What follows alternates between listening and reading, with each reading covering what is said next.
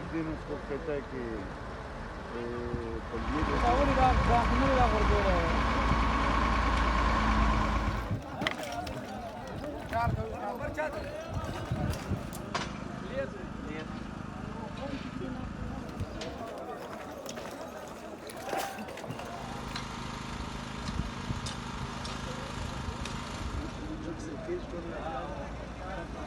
मकामी लोग हैं उनके मुताबिक 15 से 20 के करीब जो है वो कंटेनर्स हैं जो इसके मलबे के नीचे फंसे हुए हैं और इसमें जो है वो अभी तक एक जस्ते खाकी निकाला गया है जबकि 2 के करीब जो है वो